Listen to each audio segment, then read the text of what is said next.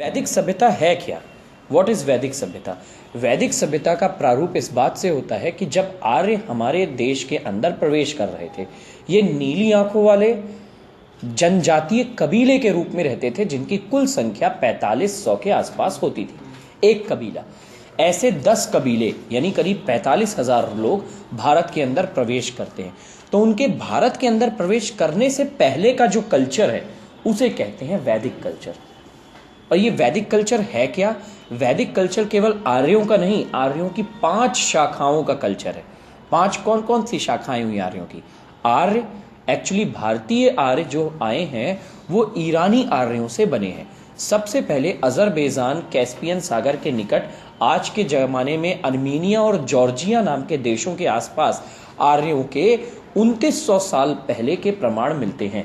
यानी जब हमारे देश में सिंधु घाटी सभ्यता चल रही थी तब आर्यों के 2900 साल पहले के प्रमाण यहां मिलते हैं। 2900 साल पहले के प्रमाण से आर्यों की वहां पे खाने की कमी हुई, वो रेगिस्तानी इलाका बनने लगा। तो आर्य 5 बड़ी पांडे सामने देखिए, आर्य 5 बड़ी जातियों में विभक्त हुए और 5 बड़े बड़े होल्ड्स में आगे की ओर बढ़ने लगे, जिसमें सबसे पहले 1900 बीसी में जब सिंधु घाटी सभ्यता अपने चरम पे थी तब ईरानी आर्यों का प्रवेश होता है। दूसरा होता है कैसिटस का, फिर मित्तानीस, फिर हित्तीस।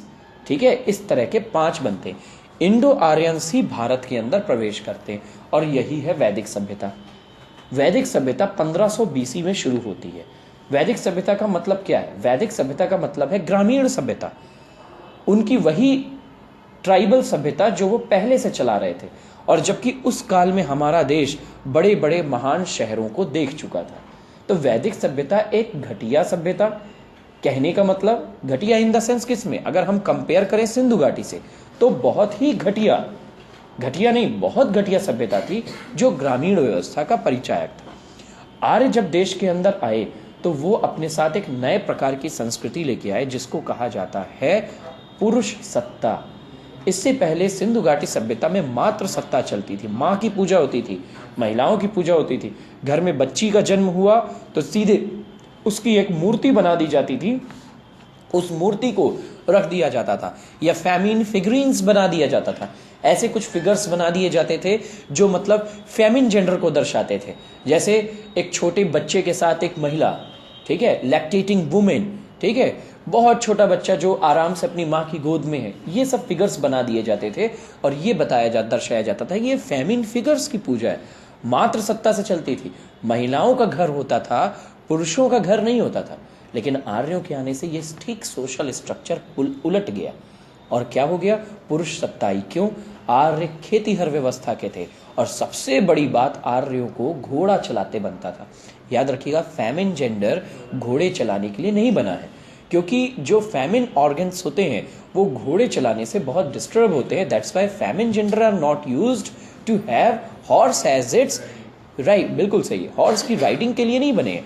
तो इस कारण फेमिन, जब आर्यों की सत्ता आई तो फेमिन जेंडर ना खेती करने के लिए, ना भारी कार्य करने के लिए, और ना ही ये घुड़सवारी के लिए बना हुआ था। तो धीमे धीमे उनकी इंपॉर्टेंस समाज में कम होती गई।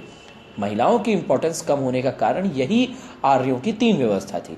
जबकि ठीक उससे ठीक पहले जो सत्ता चल रही थी, जो द्रविड़ों की सत्ता थी, उस सत्ता में सबसे इंपॉर्टेंट था व्यापार या बहुत अच्छे मटके बनाना।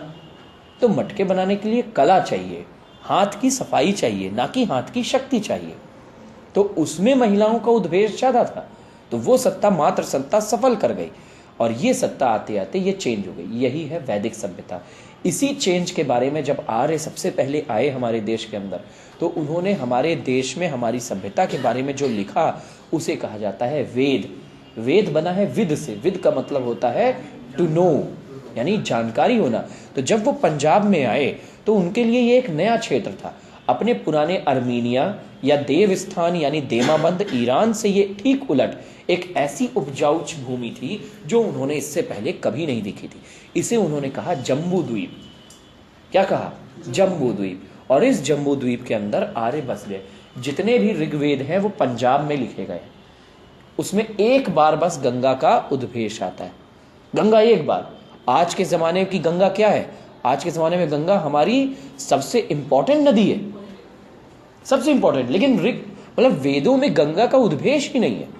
गंगा को ऐसे ही एक पहाड़ी नदी के रूप में, एक के रूप में जाना जाता है। एक बार बस उसका उल्लेख आया है, 2 बार यमुना का उल्लेख आया है, कई बार सरस्वती, और सबसे ज्यादा तो इंदस का उल्लेख है, यानी सिंधु नदी का। यानी इस बात से ये चीज पता चलती है कि आर्यों की जो इकोनॉमी थी वो इंदस नदी के आसपास थी। ठीक है, आर्य चल गए।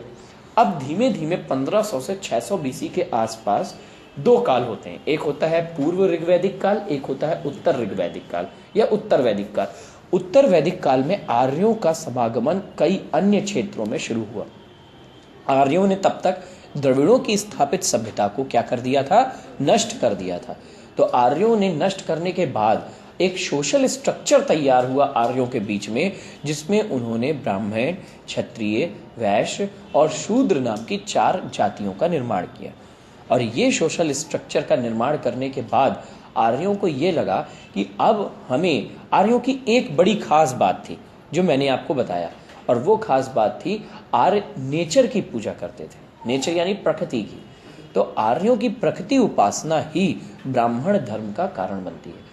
अब ऋग्वेद में लिखा हुआ है, ऋग्वेद की पहली कहानी है, पहली जो कविता है ऋग्वेद की, वो अननोन मैन की कविता है। द अननोन मैन उस अज्ञात व्यक्ति के ऊपर है जिसने आर्यों को अपने देशों से निकलकर नए देशों की ओर खाने की खोज में भेजा।